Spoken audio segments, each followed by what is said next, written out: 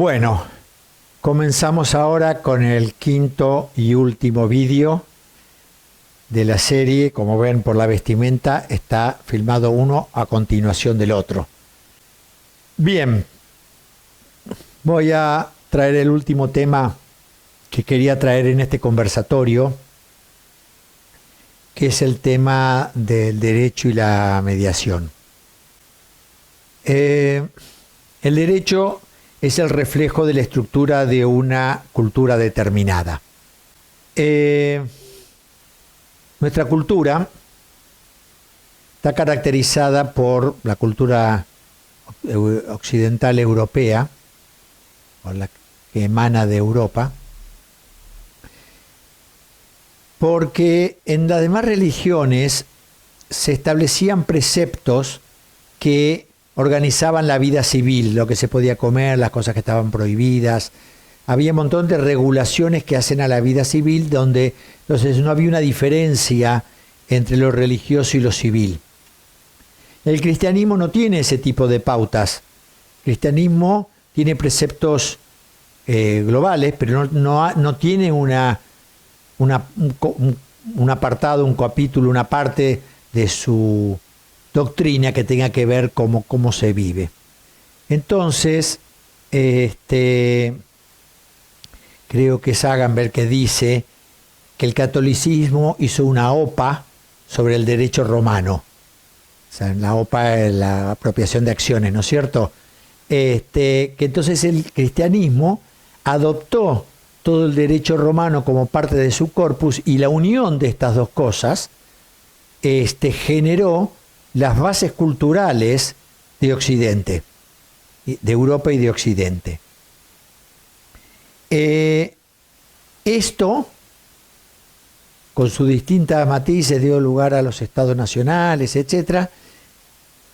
Tiene un cambio fundamental cuando en el fin del siglo XIX las ciencias hacen su esplendor y determinan que para que algo fuera valioso debía ser científico. Y entonces el derecho, a través de Kelsen, se enrola en este proyecto de convertir al derecho en ciencia. Ustedes saben que las ciencias tienen su objeto de estudio, su lenguaje, y a su vez es imprescindible que puedan verificar sus resultados de una y otra vez, o sea, que sus resultados sean verificables. Con el ser humano esto no ocurre. Los resultados no son verificables en el ser humano en la medida en que lo entendamos como hemos dicho a lo largo de todos estos vídeos, el carácter de único e insustituible, y lo que conforma el habla, y lo residual que va quedando en cada uno, y lo que se conforma cada uno que nos hace distintos. Tenemos una parte biológica que podemos considerar igual, pero el ser humano no es solamente un cuerpo como el de un animal, es parlante, es hablante, ya lo hemos visto. Entonces, cuando Kelsen procura hacer la ciencia, lo que hace es unificar e igualar al ser humano susceptible de poseer en un número, en una estadística, y él en ese momento de su vida, las sociedades estaban muy estratificadas, digamos, los derechos estaban muy adjudicados, hombres, mujeres, padres, hijos, empleador, empleado, gobernante, gobernado, es decir, los derechos podían ser atribuibles. Entonces, toda la estructura jurídica que él hace, la hace a base de considerar que era ley lo que estaba debidamente sancionado, y a partir de ahí se mantenía en el tiempo indefectiblemente e irrevocablemente, mientras que no fuera revocado por una manera legalmente válida. Y por el otro lado, digamos, podía adjudicar derechos porque la sociedad estaba estratificada.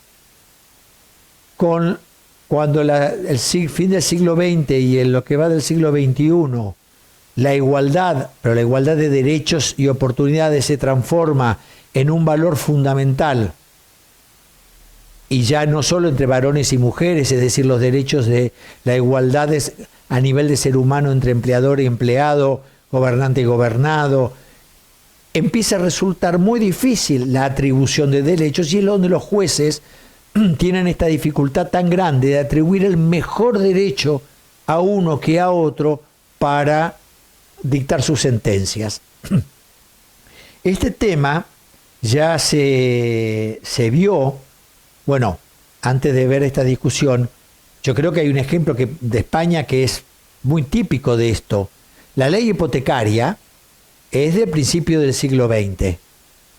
En esta ley hipotecaria, como las leyes con este sistema son dictadas por quienes detentan poder, la lucha por tener el poder legislativo y el poder judicial se transforman importantísimas para poder imponer los valores culturales y los valores que se quieren imponer.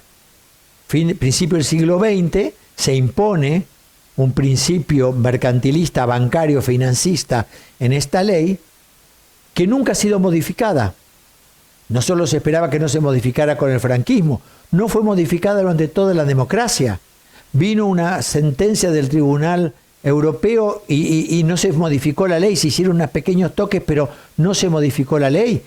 Es de los pocos países donde se pierde la propiedad y se conserva la deuda. Eso ha sido dejado de lado en muchos países. La propiedad se saca a la venta y con lo que se saca a la venta se paga la deuda. Y fíjense que la ley continúa y no responde a las necesidades de los españoles, responde a las necesidades de los bancos. Pero sin embargo, como está sancionada, no se puede tocar y los jueces la aplican como tal porque ellos no pueden hacer una interpretación de la ley que se transforme en legisladores. Un juez americano, en una situación hipotecaria, con una empresa que eran desarrolladores de propiedades y constructores, le dice, al venir la crisis del año 91 y que constructores no podían pagar la hipoteca, el juez le dice, antes de ir a mediación, le dice al banco: señores, ustedes no se olviden que el negocio bancario es un negocio que tiene riesgos como cualquier otra actividad comercial. Y porque tiene riesgos, ustedes tienen equipos técnicos mucho más importantes y mejor formados y mejor pagados que lo que puede tener la empresa constructora para prever los riesgos. Así que cuando se produce el riesgo, ustedes no pueden pretender que la empresa constructora, que tiene mucha menos capacidad de prever riesgos, sea la única que afronta el riesgo frente a la crisis existente. Así que vayan a mediación teniendo en cuenta esta consideración. Obviamente la mediación hubo un acuerdo, fue la primera mediación comercial que yo fui en mi vida. Hubo un acuerdo porque el juez ya les había dicho que la ley podía decir una cosa, pero que las realidades eran cambiantes. Entonces, este tema de si la ley responde a las necesidades de cada momento o son invariables porque ciencia y está ahí sancionada debidamente, fue motivo de un debate en el 1930 más o menos entre un filósofo del derecho, Cosio, y Kelsen, en el cual Cosio proponía todo un sistema jurídico en el cual se dieran todas las garantías, pero también no se permitiera que una ley pudiera ir en contra de los principios generales del derecho y que estaban al servicio de la sociedad en la cual se aplicaba. Que cuando estas desigualdades se producían, tenía que tenerse la capacidad de aplicar correctivos que llevaran al principio de igualdad. Entonces, esto es un tema que deberían los juristas ponerse a pensar con el tema de la igualdad, que todo el modelo kelseniano del derecho es de muy difícil aplicación. El posmodernismo ha traído un problema mucho más grave, ha agravado, mucho más este problema, porque ha eliminado el concepto de legitimidad y ha llevado todo al de legalidad. No hace mucho tiempo, ustedes se acuerdan, en España los políticos decían que mientras que no hubiera sentencia condenatoria, ellos no tenían por qué renunciar a ningún cargo. Es decir, no había un compromiso con la legitimidad. La necesidad de legitimidad había desaparecido al reducir todo a la legalidad. Esto lleva a una hipertrofia del derecho, porque si solo vale lo que es legal, lleva a que tengamos que legislar sobre todo de una manera superabundante, que lleva a que no haya niveles anteriores de control social como puede ser la legitimidad. Para ver la importancia de la legitimidad, Giorgio Agamben, en un libro que se llama El misterio del mal, Benedicto XVI y el fin de los tiempos, se refiere a que cuando Benedicto XVI tiene esta crisis tan importante de su papado, él tenía la legalidad para seguir siendo papa. Sin embargo, él sentía que había perdido la legitimidad, no la institución del papado. Él había perdido la legitimidad para representar la institución del papado y renuncia. Entonces, esta renuncia única para ese momento, Giorgio Agamben, este filósofo italiano, le dedica un libro, un librito muy finito pero muy interesante. Entonces, esta hipertrofia del derecho nos ha llevado a que ha desaparecido esta instancia previa y entonces quieren transformar en instancia previa a la mediación como parte del sistema jurídico. Entonces, un lugar donde, se tenga en cuenta la legalidad, pero de golpe no se tenga este corset que tiene el juez y se pueda hacer un poco más flexible. Pero se sigue pensando, se sigue llevando al concepto de legalidad. Se sigue llevando a este principio de atarlo al sistema jurídico. Y tan es así que lo llamamos las partes, en vez de llamarlo participantes, por ejemplo, o mediados, término que también he dejado porque parece que alguien los maneja, alguien los manipula. Entonces, este tema de la legalidad y la legitimidad nos ha llevado, y yo creo que equivocadamente, creo que sé que hay mucha gente que no está de acuerdo, a pedir la entrevista informativa previa obligatoria a un proceso judicial. Yo creo que eso es querer ampararnos en la obligación para tener la oportunidad de trabajar en lo que queremos. Y ponemos la excusa de decir, bueno, tenemos la oportunidad de ofrecerles qué es la mediación, por lo menos para que nos escuchen. Ahora, ¿quién nos va a escuchar si nosotros no escuchamos primero? ¿Quién nos va a escuchar en una entrevista informativa donde le vamos a contar lo que es y ellos no pueden hablar? ¿Quién le va a contar, quién va a escucharnos si estamos intermediados, vamos a hacer por los abogados, en un conflicto que se ha judicializado y que el conflicto se ha convertido en un conflicto judicial? Es una utopía. Nuevamente eso es una sugestión, es un deseo, pero no es una realidad. En Argentina no ha dado resultado, solo se discute derecho. Es un negocio, las compañías de seguro tienen sus mediadores, entonces la gente va a los mediadores designados, los mediadores trabajan con abogados, el mediador cobra si hay acuerdo. Se ha transformado en cualquier cosa menos una mediación. No, en cualquier cosa no, soy respetuoso con esto. Se ha transformado en una conciliación. Y la conciliación es muy buena si lo que queremos hacer es discutir intereses jurídicos fuera del ámbito del sistema judicial, de la presencia del juez.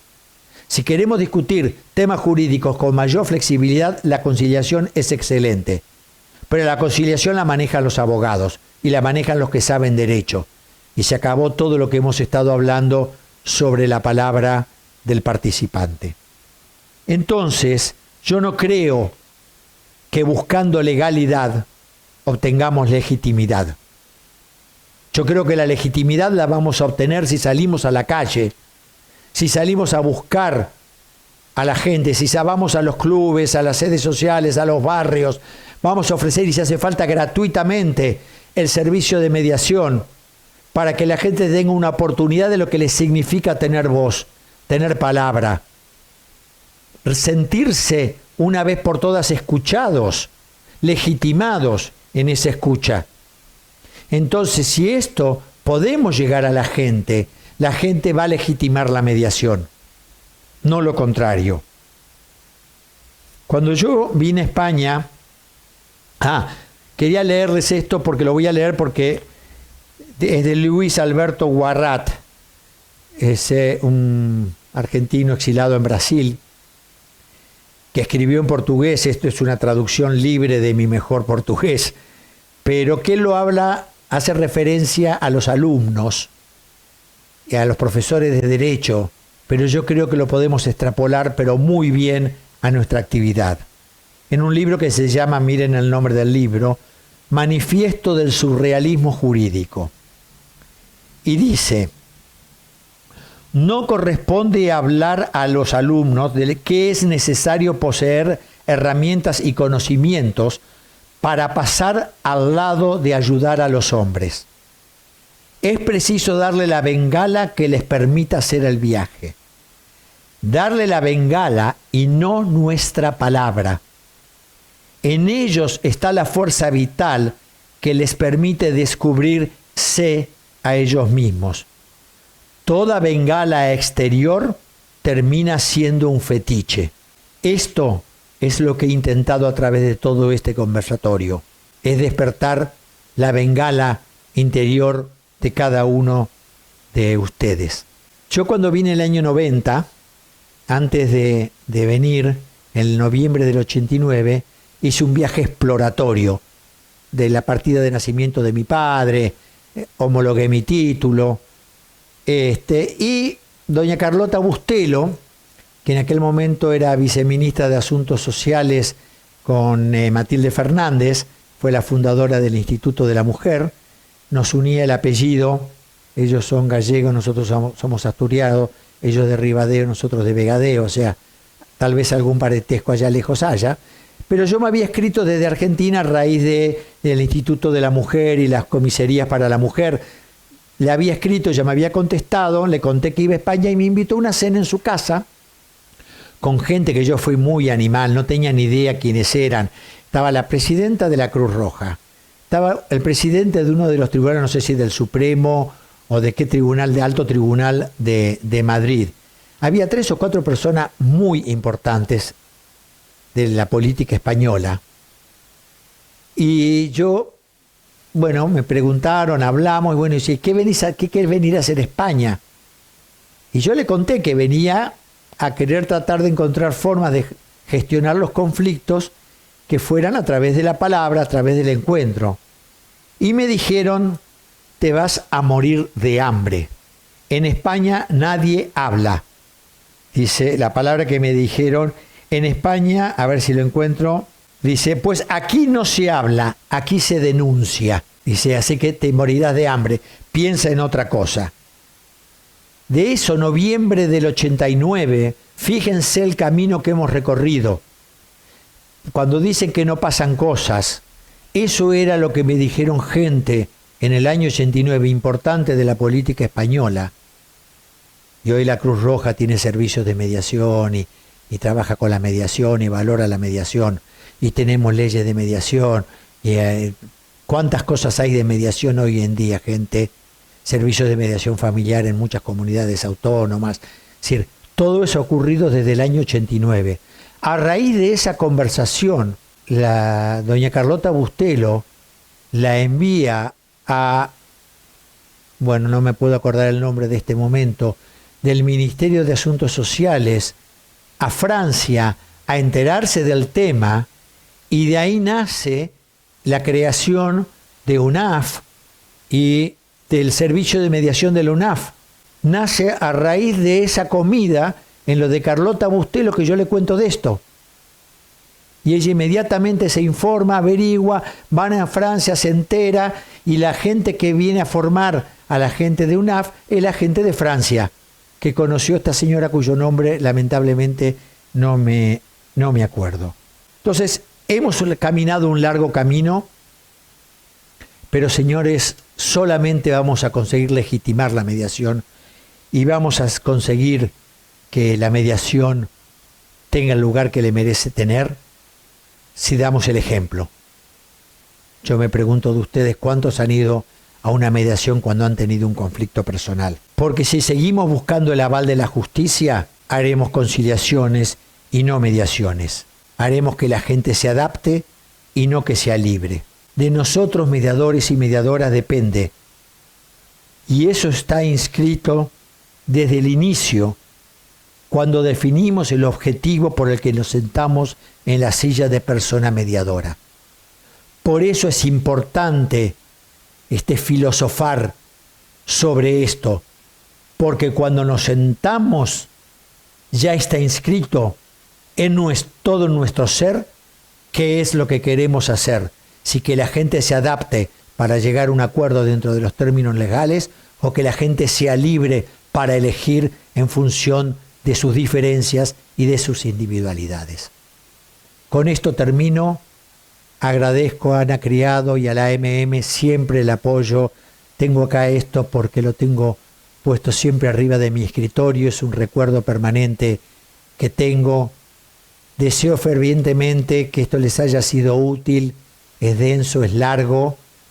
Y a partir de aquí ya saben que si entran en www.mediemos.org, ahí van a estar en cada vídeo, va a estar la plataforma de formación, van a estar los vídeos y los foros, y cada uno va a poder escribir ahí, podremos debatir entre todos los temas que deseen debatir, si es que les promueve algún tipo de debate.